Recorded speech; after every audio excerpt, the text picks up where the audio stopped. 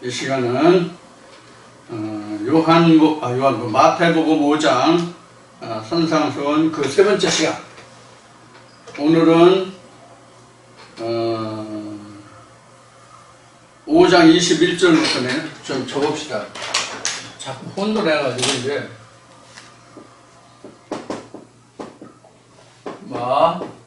5장 21절부터 산상수훈을 시작하겠습니다. 산상수훈이 생각보다 많은 분들이 보시네요. 한 90여 명 이렇게 보시는 것 같은데 산상수훈이 듣기에 좀 편해서 그런지 많은 분들이 보시네요.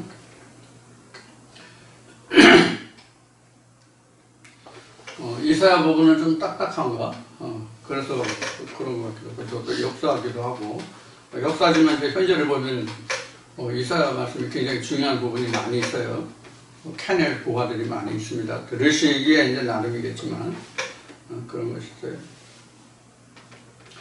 자, 산상수훈 그 세 번째 시간 5장 21절부터 시작하겠습니다. 산상수훈을 여러분들이 들으시면서 어떠한 마음, 어떠한 그 자세로 듣고 보시는지는 모르겠어요. 그런데 여하튼 많이 보아주시는 것은 좋은 일입니다. 전에 들었던 것하고 많이 비교 견주어 볼 만한 그런 내용들이 있을지 모르겠어요. 제가 증거해드리는 것은 오로지 말씀에 입각해서 여러분에게 증거해드리고 있으니까 전에 혹여 들었던 말씀이 있으시다면 비교해서 무엇이 옳고 그른지 또 좀 더 생각하고 좀 더 알아보아야 할 것들이 무엇이 있는지 그런 것들도 여러분들이 생각하시며 들어주시길 바랍니다. 오늘도 몇 번 반복됐지만 말씀이라는 것은 전하는 사람은 한 사람이지만 듣는 사람은 복수잖아요. 두 사람 이상이잖아요. 그러면 듣는 사람마다 다 그게 각도가 틀리고 색깔이 틀리고 크기도 틀리고 모양도 틀리고 다 틀려요. 그래서 이제 무지개가 된다고 보면 돼. 자, 그런 의미에서 여러분들이 지금 생각하고 또 더 알아볼 거 이제 이런 의미를 그런 말을 하는 거예요. 그래서 각자 다 다르기 때문에 같은 말씀이지만 자, 그러면 5장 21절부터 시작하겠습니다. 옛 사람에게 말한 바 살인치 말라 누구든지 살인하면 심판을 받게 되리라 하였다는 것을 너희가 들었으나 나는 너희에게 이르노니 형제에게 노하는 자마다 심판을 받게 되고 형제를 대하여 나아가라 하는 자는 공회에 붙잡히게 되고 미련한 놈이라 하는 자는 지옥불에 들어가게 되리라. 자, 좀 여기서 읽으면서 생각하는 것이 좀 설명할 게 좀 있을 것 같네요. 여기서 옛사람 하면 어떤 것이 옛사람인지 여러분들 혹시 생각나나요? 무엇이 옛사람일 것 같아요? 이 말을 듣고 있는 남 목사는 옛사람이 뭐야? 뭐가 옛사람일 것 같아요? 율법 하에 있을 때에 그런 뜻이 바로 옛사람이에요. 내가 율법 아래 가르침을 받고 있을 때 그때가 옛사람이야. 그래서 내가 진리로 변하여 돌아오면 변하여 새 사람 됐다고 얘기를 하는 거예요. 보라 옛것이 변하여 새것이 되었다라고 말씀이 나오죠? 계시록인가요?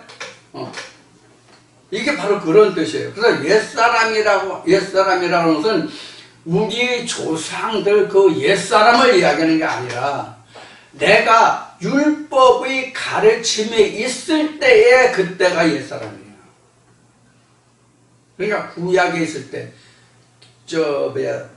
사도 바울이 증거한 바로 하면 유전과 계명 아래에 있을 때 그런 뜻이란 말이에요. 그게 바로 옛사람이에요. 그래서 옛사람에게 말한 바 살인치 말라 누구든지 살인하면 이렇게 하니까 옛사람에게 말한 바 모세 때에 옛날 선지자들 때 말한 바 이렇게 생각하시면 안 된단 말이에요. 이게. 나도 지금 옛것과 새것이 같이 있잖아. 그래서 옛것은 죽고 지금 새것으로 나는 거잖아. 이것을 천지창조라고 하는 거잖아. 성경을 보면. 내가 거듭난다고 하는 거고 아래에서 난 것을 위에서 난 것으로 바꿔지는 것이단 말이에요. 아래에서 아래 것으로 들었을 때 하나님 말씀이지만 아래 것으로 들었을 때는 이것이 옛사람이 들은 거란 말이에요. 옛사람이 묵은 사람이 들은 거란 말이에요. 그래서 살인치 말라 누구든지 살인하면 심판을 받게 되리라 하였다는 것을 너희가 들었는데 22절에 나는 너희에게 이르노니 형제에게 노하는 자마다 심판을 받게 되고 이렇게 되어 있어요. 앞에는 살인하면 심판을 받는다고 되어 있잖아요. 그런데 뒤에서 22절에서는 형제에게 노하는 자마다 심판을 받게 된대. 그러면 지금 21절과 21절은 바로 뭐냐면 옛사람과 새사람의 관계가 이미 여기서 정립이 되어 있는 거예요. 여기서 뭐예요? 22절에 나는 이래요. 나는 나가 누구예요? 예수잖아. 예수는 누구예요? 21절에 옛사람은 누구예요? 모세거든. 모세와 예수와의 관계야. 그런데 지금 나로 봐서는 율법과 진리의 관계라고. 그러면 여기에서 모세는 살인하지 말라 했지만 나는 노하는 것도 아니다는 거예요. 진리는 노하는 것도 아니다. 자, 여기에서 문제가 있어요. 어떤 문제가 있느냐? 내 안에서는, 즉 예수의 입장에서 본 나예요.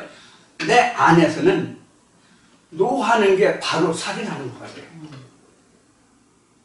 진리를 노하면 이미 예수가 죽는 거야. 진리가 죽는 거야. 그러니까 이게 살인이라고. 영적 살인.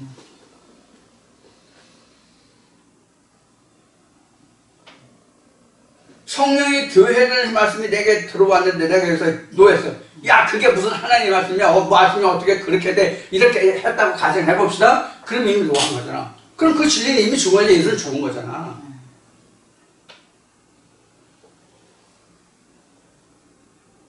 이게 그래서 앞 시간에도 믿음이라는 것이 무엇인가 하는 것을 말씀을 드렸지만 이것이 표면적과 이면적으로 다른 거예요.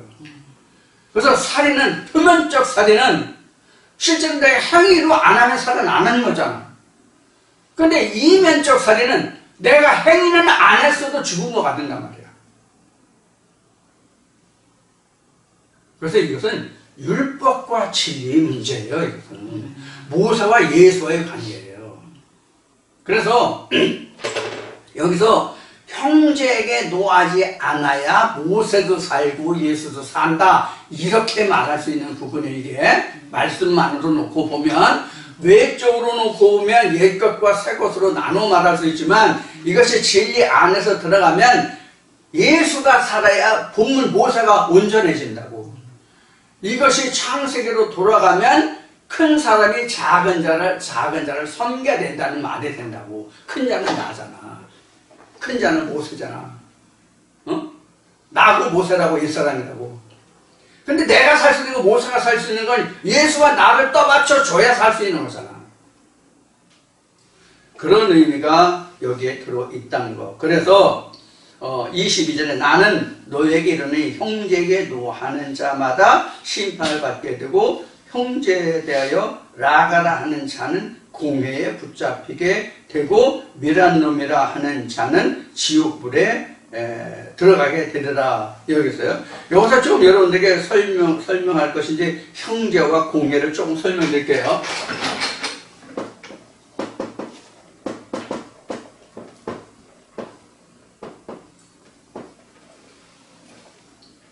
형제라고 하는 것은 항상 제가 두 가지를 잘 말씀을 드리는데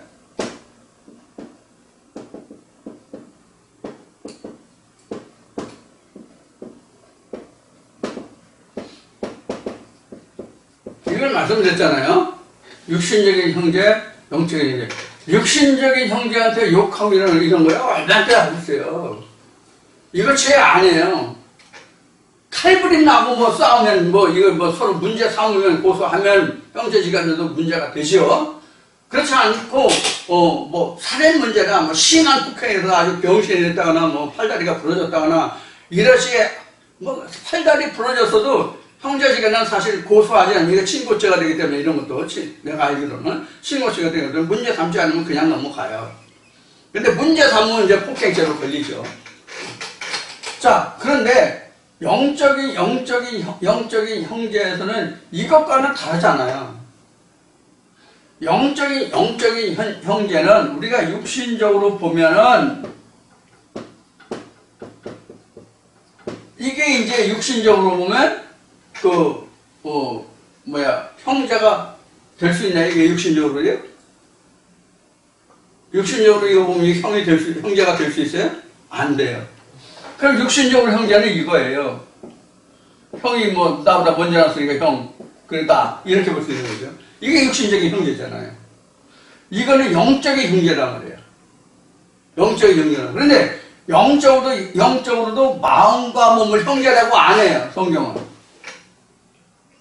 이걸 형제라고 안 된다고. 그럼 영적인 형제는 바로 뭐냐? 요게 영적인 형제, 요거 아니고, 요게 몸이죠? 마음이고, 이게 영이란 말이에요.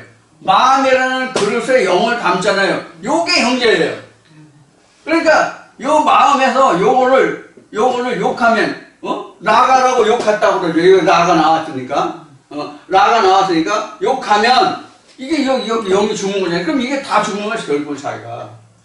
예수는 현재의 욕부임이잖아. 히브리서에 있는 것 같이 내가 예수 그리스도 십자가를 못 박으면 내가 예수 그리스도를 다시 현재의 욕부민이 다시 돌이키는 이게 제사가 없다는 말씀을 갖단 말이에요. 그런데 어떤 사람들이 자꾸 예수를 십자가를 못 박고 그리스도로 살아야 된다는 이야기를 지금까지도 지금 제 귀에 들리고 있는데 이런 개떡이 소떡이 말딱 같은 얘기를 자꾸 한다고. 자, 그래서 지금 여기서 형제에게 노한다는 얘기는 이런 의미를 두고 하는 얘기지 이런 의미나 이런 의미가 아니란 말이에요. 응? 이런 의미나 이런 의미가 아니라고. 이거는 앞에 얘기했듯이 이건 바로 살인이 되잖아. 영적 살인. 예수로서 살 수가 없잖아. 그런 뜻이 된다는 거. 그래서 이제 형제에 대해서 좀 여기서 설명하면 바로 이런 거고요. 그 다음에 공회라는 것은 여러분들이 여기 지금 마태복음이지. 마태복음은 나오는지 모르겠는데 산헤드린 공회 여러분들 들어보셨죠? 산헤드린 공회가 바로 종교 재판하는 기구라고 그럴까? 그게 바로 산헤드린이에요. 그래서 여기에서 형제에게 노하고 저기서 심판하게 되고 라가라는 자는 공에 붙잡히고 미라노놈이라는 자는 지옥불에 들어가게 되는 것이 바로 이런 의미예요. 라가는 일반 욕이거든요. 그러니까 유대 백성들은 아마 그 욕이라는 거예요. 이런 것을 보면 금기시대에 있다고 그럴까? 이런 거. 그러니까 형제가 형제에 대해서 몇십천대 하는 거 이런 거 손가락질하는 거 이런 것이 금기시에 되어 있나 봐요. 그래서 출애굽에서도 보면 이스라엘 백성들이 12지파인데 6지파씩 나누어서 성읍을 짓죠. 성을 져서 그 범죄한 자들이 피하여 있을 수 있는 도피성이라는 걸 뒀잖아요. 그래서 일정 기간 동안 분리시켰다가 다시 자기 삶으로 돌아가는 그런 제도가 있었단 말이에요. 이게 오늘날 살아가는 세상의 그 정치적인 개념으로 보면 그 형무소가 되겠지. 그러니까 그래서 이렇게 해서 이스라엘 백성들을 구제하고 사회 질서를 잡아왔던 것을 우리가 출애굽에서 볼 수 있는 말씀이 있는데 여기서도 바로 이제 이렇게 해서 이런 사람들은 공예 재판에서 투옥시키는 그런 것이라고 볼 수 있죠. 이 라가라는 말이 나오는데 이게 지극히 뭐 별거 아닌 욕이라고 합니다. 그 설명을 찾아보면 그냥 히브리인의 그 일반 욕설이라는 설명이 여러분들 성경에도 이제 적혀 있겠지만은, 라는 말이 뭐 우리나라 말로 흔히 아이 뭐 같은 놈, 뭐 우리 얘기 잘하잖아요. 아이 뭐 개 같은 놈, 뭐 소 같은 놈, 뭐 그런 얘기 하잖아요. 뭐 이렇게 뭐 보통 말할 때, 더구나 친근감 있는 그런 남자들 사이에서 친근감이 있는 친구들 사이는 야 이 새끼야 뭐 이렇게 이제 부를 때가 있거든요. 이름 부르면서 야 누구 새끼야 뭐 이러면서 야 이 새끼야 반갑다 이런 식으로 하는 경우가 많거든요. 남자들 세계는 이제 나이가 들어가면 이제 그런 것이 자제되지만은, 특히 젊은 시절의 친구 때는, 특히 학창 때는 그런 경우가 많거든요. 이런 이제 일반적으로 통상적으로 쓸 수 있는 이런 욕까지도 지금 여기서 언급하고 있다, 이렇게 보시면 될 것 같아요. 라는 말이 그렇게 이제 가벼운 욕설이다, 이제 그런 의미예요. 그런 의미로 말씀드리고요. 그런 사람도 공의에 붙들어서 지옥불에 들어간다, 이렇게 돼 있어요. 이 산헤드린은 이스라엘을 통치하는 유일한 통치 기구였다, 이렇게 볼 수 있는 게 바로 산헤드린이에요. 그래서 이게 역사적인 근거로, 성경적으로 역사적인 근거로 이것을 확실히 제가 찾아보고 탐구한 바는 없는데, 이 산헤드린 공회가 그 기독교의 율법 시대에 있었던 최고의 통치 기관이었잖아요. 이것이 이제 예수가 2000년 전에 유대 땅에 오면서 바리새파가 있고 예수파가 있고 이렇게 두 지파로 둘로 나눠졌다고 보면 되거든요. 크게 보면은 그 이전에는 다 이제 그 공회에 속한 그런 것들이었잖아요. 그래서 바리새파라든가 사두개파라든가 에세네파라든가 이런 것은 이제 공회를 통해서 총체적인 것을 집행해 나갔다면, 예수 이후에는 공회와 예수가 맞닥뜨린 것과 마찬가지거든요. 그래서 지금 연구하고 공부하지 않았다는 것이 바로 어떤 부분이냐면, 오늘날 사두개인들과 바리새인들과 에스네파, 여기에 이제 공회가 다스렸다는 얘기를 지금 했잖아요. 공회를 통해서. 그럼 이 공회가 오늘날로 말하면 천주교, 이 교황이 로마 교황청에 대한 전신이 아니었을까 하는 생각을 나름대로 해본 적이 있어요. 지금도 그런 생각을 하고 있지만, 그래서 예수를 십자가에 못 박고 한 이들이 사실은 공회의 주체잖아요. 그러니까 바리새인들과 사두개인들이 예수를 자기네들의 목구멍이 포도청인 것을 위해서 자기네들이 밥그릇을 놓지 않기 위해서 예수를 십자가에 못 박은 거잖아요. 시기질투해가지고. 그거를 이제 우리가 사도신경에 말하는 누가 누구에게 뭐 어쩌고저쩌고 뭐 하는 그런 부분이에요. 그들한테 이제 뒤집어 씌운 거죠. 그래서 제 개인적인 생각은 천주교 교황청이 바로 그거의 전신이 아닌가 하는 그런 생각을 지금도 지울 수가 없어요. 사실의 여부는 제가 알지 못하지만 생각이 그래요. 집히는 게. 공의라는 문제가 나와서 그 문제를 언급을 했습니다. 그 다음에 23절 보겠습니다.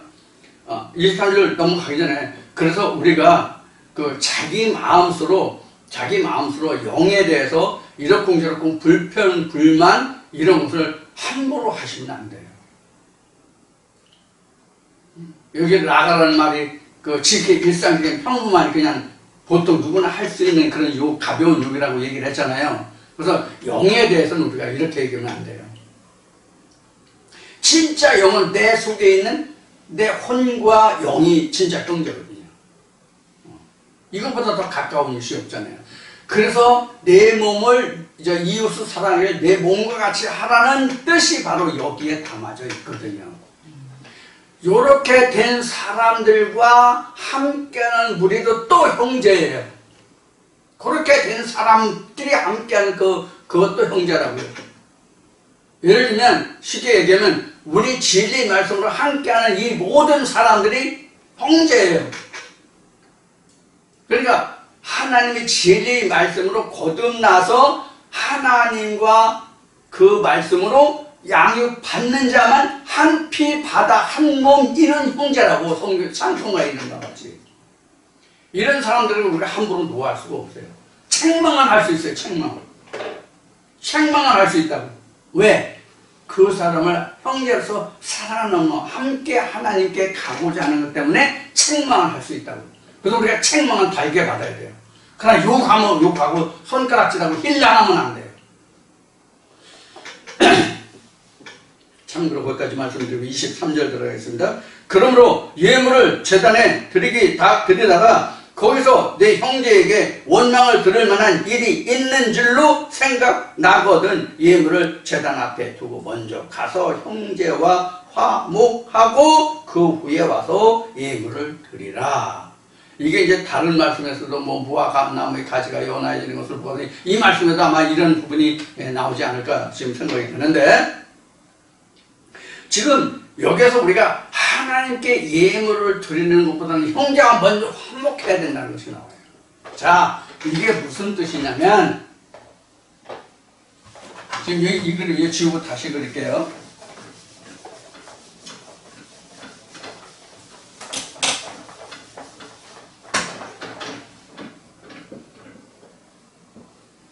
누구나 다 같이 이렇게 돼 있잖아. 쉽게 하면 이렇게 돼 있잖아. 이렇게 돼 있잖아요. 이게 성전 모습이, 이게 사람의 모습이잖아요. 이게 신학적으로 2분설, 3분설이라고 뭐 떠드는 것인데, 자, 그러면 이 사람과는 화해하지 않아도 돼, 요 둘은. 그런데 여기는 반드시 화해해야 돼. 이게 바로 뭐와 같다면 제가 늘 말씀드린 여기 2장 13절이에요. 나는 소재물이란 말이야. 나는 소재물이고 여기는 소금이란 말이야. 언약의 소금이란 말이야. 너희가 나한테 소재물을 드릴 때 우리 마음으로 하나님께 드리잖아. 소재물을 드릴 때 언약의 소금을 빼지 말지니라 이렇게 되잖아요. 이거란 말이에요. 그래서 이게 둘이가 화합하지 않으면 하나님이 연락을 안 된다고. 왜? 여기가 충돌하고 있잖아요. 이렇게 충돌하고 있으면 안 된다고. 상충되면은 하나님 연락이 안 나와요. 즉 영이 기뻐하지 않잖아. 영이 기쁘지 않잖아. 하나님이 연락하지 않는다는 뜻이 이런 뜻이란 말이에요. 내 마음이 기뻐서 내야 되거든. 그럼 이스라엘 백성이 출애굽했을 때에 하나님의 성막을 짓잖아. 하나님의 성막을 짓는데 하나님이 모세에게 일러 말씀하시되 너희들이 애굽에서 나올 때 금은 보화를 내가 얻게 했는데 내가 얻게 한 것이지만 그들이 기뻐내는 자의 것을 받아서 내 성막을 지으라 이렇게 됐단 말이에요. 기뻐내는 자의 것으로 내 성막을 지으라. 그러면 서로 화합하지 않으면 이 성막이 안 지어진다는 얘기잖아. 그러니까 하나님이 연락하지 않으신 거예요. 여러분들 나한테 10만 원을, 100만 원을, 1000만 원을, 1억을, 10억을, 100억을, 1000억을 나한테 헌물했어. 그러니 마음에 아이 아까워. 안 줘도 되는데, 안 해도 되는데 이런 마음이 있으면 하나님이 안 받으신다는 얘기예요. 이게 연락이 안 된다는 얘기예요. 왜? 소금이 떨어졌잖아. 더러워졌잖아. 밟혔잖아. 맛을 잃었잖아. 그럼 무엇으로 맛을 내? 이게 지금 23절이야? 23절, 24절에 지금 기록한 말씀이에요. 그래서 그 다음에 24절, 어디였어? 24절 보면 예물을 제단 앞에 두고 먼저 가서 형제와 화목하고, 여기가 먼저 화목하고, 이렇게 나온 거예요. 기뻐 드릴 수 있게 화목하고, 연락이 안 되니까. 이런 뜻이 여기 들어있어요. 25절까지 왔나? 24절까지 왔나? 25절부터 예물을 드리라. 그 다음에 25절에 너를 송사하는 자와 함께 길에 있을 때 급히 사화하라. 그 송사하는 자가 너를 재판관에게 내어주고 재판관이 관이에게 내어주어 옥에 가둘까 염려하라. 여기서 보면 그 너를 송사하는 자와 함께 길에 있을 때 이렇게 돼 있잖아요. 송사 누가 해요? 송사 누가 하냐고. 송사하는 자와 함께 있을 때라고 나왔잖아. 그럼 이 송사를 함께 하는 자가 길에 있다는 게 송사를 누가 하냐고. 자, 이 글 봅시다. 이 둘 중에서 마음과 영에서 송사를 누가 해요? 송사를 누가 해? 영의 마음이. 영의 마음이. 영은 절대로 송사 안 합니다. 무조건 영을 송사 안 합니다. 영은. 죽을지언정 송사 안 합니다. 무슨 뜻인지 이해하셨어요? 그래서 예수가 털가니자 앞에서 말없이 잠잠했다는 뜻이 이런 뜻이에요. 예수는 죽어도 절대로 말 안 합니다. 왜 말을 안 할까요? 영이기 때문에. 송사는 누가 하냐면 내 마음에서 이 말씀과 나 사이에서 충돌이 생겼을 때 내가 송사하는 거야. 내가 송사하는 거야. 동생이 형을 죽이려고 하지 않는다고 가인과 아벨을 보라고 에사와 야곱을 보라고 항상 형이 동생을 죽이려고 하지. 동생은 형을 죽이려고 한 적이 없어. 형한테 죽임을 당할까 걱정이지. 야곱이 자기 본향 아버지 집에 갈 때 봐. 이걸 우리가 항상 생각한다고. 다른 많은 목사님들이 산상수훈에 들어서 엄청 많은 설교를 해서 그 유튜브 동영상에 많이 떠돌아 다닐 것으로 생각이 되는데 그분들은 유명한 목사님들은 어떻게 설명하셨는지 모르겠지만 나같이 무지랭이는 이렇게 여러분들에게 말씀드립니다. 이런 것이라. 그래서 먼저 화해하라, 사화하라. 그래서 사화하라고 되어 있어요. 사화하라. 이렇게 합니다. 사화하라. 사화하라. 사화하라. 그 송사하는 자가 너를 재판관에게 내어주고 재판관이 관이에게 내어주어 옥에 가둘까 염려하라. 그럼 옥에 갇히는 자는 누구예요? 옥에 갇히는 자가 누구예요?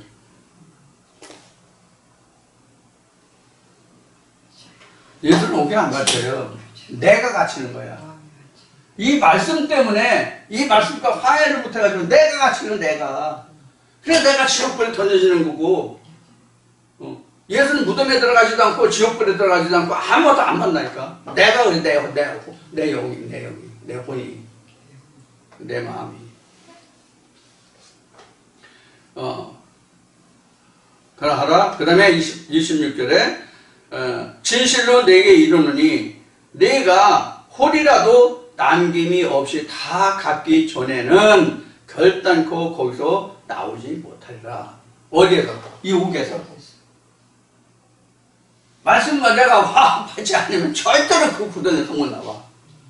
예를 들어서 살인하지 말라가 사람을 죽이는 것이 살인하지 말라지 어떻게 영을 죽이는 것이 살인하지 말라냐 이렇게 이제 제가 말씀을 드렸잖아요. 말씀을 드렸는데 여러분들의 생각에는 아니 육신을 죽이는 게 살인이지 영을 죽이는 게 무슨 살인이냐, 육신이 없는데 무슨 살인이 되냐, 그 말이 이 설명이 여러분들 마음속에서 꼬였다고 그럽시다. 이게 안 풀려서 꼬였다고 그럽시다. 그러면 살인하지 말라가 이거다 저거다라는 것이 풀려지기까지 여러분들 마음에 뭐가 있겠어? 꽁함이 있겠지. 풀리지 않음이 있겠지. 그럼 거기서 평안이 없겠냐고. 지옥이지. 그럼 누가 지옥이야? 내가 지옥이지. 말씀이 지옥이냐고. 내가 지옥이지. 응? 이거냐 저거냐 말씀만 치고 인천 아빠에 사자에 가서 떴어도 이렇게 되는 거지. 내가 이거냐 저거냐 이렇게 될 거 아니야. 그럼 내가 화합하지 못한 거란 말이에요. 그래서 여기에서는 홀이라도 이 홀이라는 것은 아주 적은 거 조금이에요. 홀이. 여기 홀이라는 말이 나와서 생각이 나는 게 우리 그 짧은 시간을 할 때 아주 순간 찰나에 뭐 이런 얘기, 찰나라는 얘기를 많이 하잖아요. 이 찰나가 머리카락 하나를 아주 예리한 칼날로 잘랐을 때 그 걸리는 시간이 찰나라고 하는 이야기들을 하더라고요. 얼마나 짧겠어요? 0.0000000 뭐 이것뿐이 안 될 것 같잖아.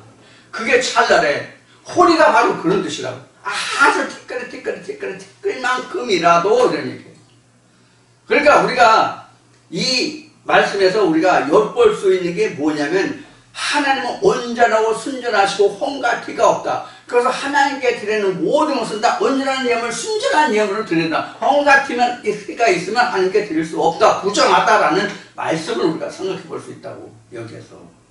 그러니까 우리 마음에 하나님의 말씀으로 얼마나 순전하고 온전해야 내 마음에 하나님께 드려질 수 있느냐 하는 문제란 말이에요. 이 홀이라는 말을 듣고 보면, 그러면 우리가 정말로 아무리 깨끗하고 온전하고 순전하고 온전하다 할지라도 얼마나 깨끗하고 온전하겠냐고. 그래서 여기서 제가 이야기하고 싶은 것은 뭐냐면 2%예요. 나머지는 하나님이 채워주신다는 뜻이에요. 98%는 내가 해야 된다고. 98%는 내가 해도 안 되는 부분은 하나님이 채워주신다. 이제 이사야 말씀 뒤에 가면 나와요. 27장 8장쯤인가 나올 것 같은데 그렇게 가면 나와요. 그 내가 할 수 없는 최후의 부분을 남겨놓은 나머지는 내가 진력을 다해야 된다고. 이것이 이미 모세에게 하나님이 말씀하신 바가 뭐냐면 마음을 다하고 뜻을 다하고 성품을 다하고 뜻을 다하고 해요. 그런데 제가 하나님 앞에 참 부끄럽고 부끄러운 것이 항상 그 마음을 지울 수가 없는 것이 사실 잠자는 시간 뭐 다른 일에서 뭐 몰두하는 시간 빼고는 항상 내가 짐을 가지고 있는 것이 나 같은 사람이 하나님의 말씀을 대언한다는 거, 아무런 한거 없이 공로 없이 하나님의 말씀을 이렇게 대언한다는 그 자체에 대해서 굉장히 그 짐을 가지고 있는 사람 중에 하나거든요. 내가 아무리 한다고 해도 그런데 나는 사실 그렇게 하지 못하기 때문에 이러한 상태로 내가 하나님의 말씀을 대언하고 증거하는 것이 하나님의 항상 부끄러운 마음이 뭐 엄청 크거든요. 솔직히 고백하건대. 그래서 홀이라는 말이 나왔기 때문에 그래요. 홀이라도 남김없이. 나는 홀이는 그냥 호리가 뭐 엄청 쌓여서 태산같이 많이 쌓여있거든, 사실. 하나님께 대한 하지 못하는 그런 것들이. 그래서 우리는 하나님께 나가는 모습이 이와 같이 참으로 무한히 우리는 숙제를 가지고 있다든가 짐을 가지고 있다든가 찌꺼기를 가지고 있다든가 뭐 그런 것들이 우리에게 있단 말이에요. 아무리 내가 열심히 한다고 해도. 아무리 양재물로 저 두루마기를 빨으라고 할 때 예수의 피로 빨고 양재물로 저기 한다는 말이 양재물이 다니엘서에 나오나? 우리 양재물 나오는데 양재물로 우리가 나를 희석한다고 해도 뭐 표백한다고 해도 찌꺼기가 남지 안 남냐고 그런 생각을 하게 됩니다. 자, 그러면 이제 27절에 또 간음치 말라 하였다는 것을 너희가 들었으나 나는 너희에게 이르노니 여자를 보고 음욕을 품는 자마다 마음에 이미 간음하였느니라. 이렇게 됐어요. 여기 지금 그 간음과 음욕이 나왔는데 여기서 간음과 음욕을 풀어서 설명을 드리겠습니다.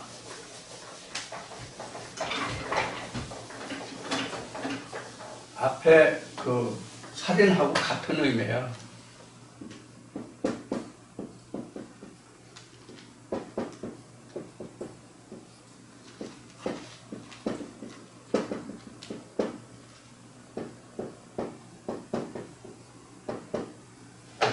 간음은 육신적인 거고요. 음욕은 마음적인 거예요.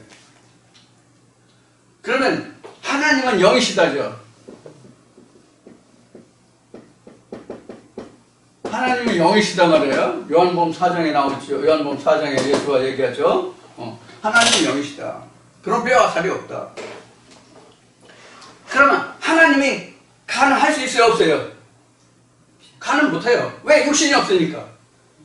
그럼 인간만이 가늠을 할 수 있거든. 육체를 가진 자만이 가늠을 할 수 있거든. 가늠이라고 하는 것은 정해진 배필이 아닌 자와 그 관계를 갖는 것을 우리가 간음이라고 얘기하잖아요. 근데 이제 이 간음 중에서도 뭐 화간이냐, 간간이냐 뭐 이런 법적인 용어가 또 있지만은, 자, 그것은 뭐 그렇게 하고, 그래서 간음이라고 하는 것은 바로 육신적으로 일어나는 일이고, 음욕이라고 하는 것은 마음적으로 일어나는 거란 말이에요. 그러면 육신은 우리가 뭐 뻔히 아는 거니까 이 간음에 대해서는 설명하지 않아도 충분할 것 같고, 이 음욕이라는 것은 굉장히 우리가 깊이 생각해볼 그런 문제예요. 음욕이라고 하는 것은 마음적으로 간음하는 것이 지금 음욕이잖아. 지금 여기 여러분들은 한문 성경이 아니기 때문에 어떻게 풀이되는지 모르겠어요. 음욕은 그냥 음욕이라고 그냥 직접 풀어줬을 것 같은데, 음욕이라는 것은 마음적으로 간음하는 것이 음욕이란 말이에요. 그럼 마음적으로 간음할 수 있는 게 뭐예요? 영적 말씀과 아닌 것을 빼놓고는, 즉 영적으로 마음속으로 생각하는 것을 빼놓고는 우리가 간음할 수 있는 게 뭐냐고. 간음이라고 하는 것은 여자와의 관계잖아요.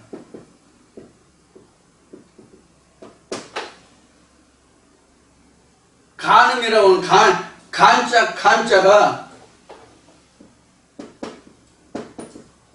이거잖아.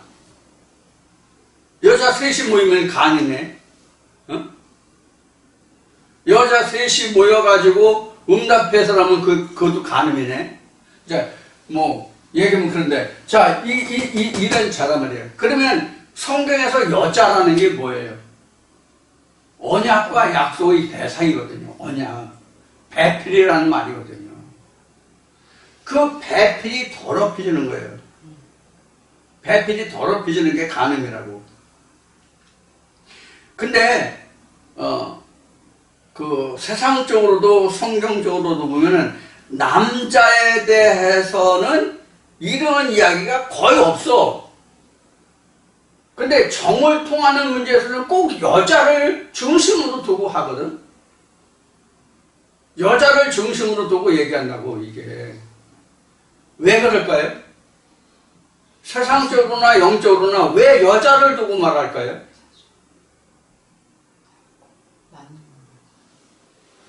왜 여자를 두고 말하냐면,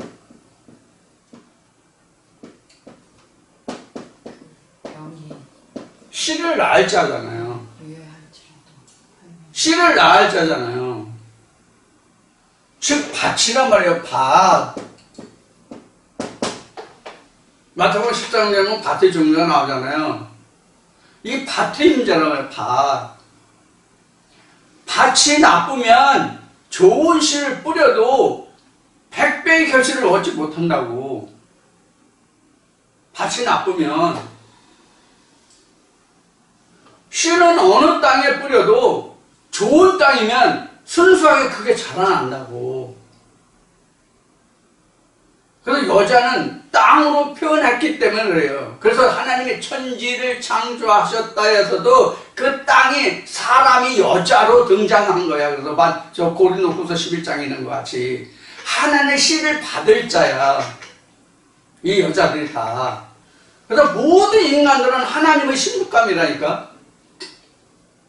그래서 하나님의 신부감인데, 하나님의 신부감 수업을 받는 게 지금 사도 바울이 고백한 것 같이 진리의 말씀을 증거해서 하나님의 신부로 만드는 거야. 하나님의 진리의 말씀이 들어가 있으면 하나님 신부가 될 수 없으니까.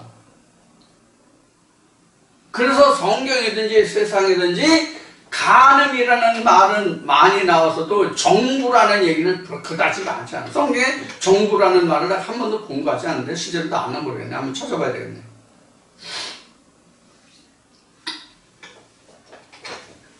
전부 다 그 세상이든지 성경이든지 그 이야기하는 스토리가 뭐냐면 씨를 받아서 어떤 열매를 거둘 것인가 하는 문제를 놓고 하는 거기 때문에요. 앞에도 믿음에 대해서 말씀을 드릴 때에 보이지 않는 것의 실상이라고 하잖아요. 실상이 그 열매 예수 그리스도거든요. 그러면 이 열매를 얻기 위해서 예수 그리스도를 얻기 위해서 땅이 버려지면 순수한 예수 그리스도가 나오겠냐고. 그런 의미에서 성경은 세상은 이게 간부가 많이 나온 거예요. 그래서 간음하는 그런 의미를 여러분들이 여기서 좀 이해를 하셨으면 좋겠어요. 그래서 여자가 깨끗하면 어쨌든 세상적으로 보면 순수한 혈통을 얻을 수 있잖아. 그렇죠? 여자가 깨끗하면 순수한 혈통을 이어갈 수 있다고. 여자가 더럽혀지면 어딘가 모르게 다른 유전자가 거기 섞여 나온다고. 그래서 지금도 그러한지 모르겠지만은 여자가 가임기 여성으로서 결혼했다가 이혼했을 경우에 재혼을 하려면 전에는 그 6개월인가 이 얘기를 여러 번 동영상에 아마 들어있을 거로 생각이 드는데, 그래서 어느 일정 기간 6개월인지 뭐 1년인지 그거는 내가 지금 기억이 잘 안 나는데, 어쨌든 일정 기간을 지난 다음에 임신을 해야만 전 남편에 대한 유전자가 지워진대요. 다.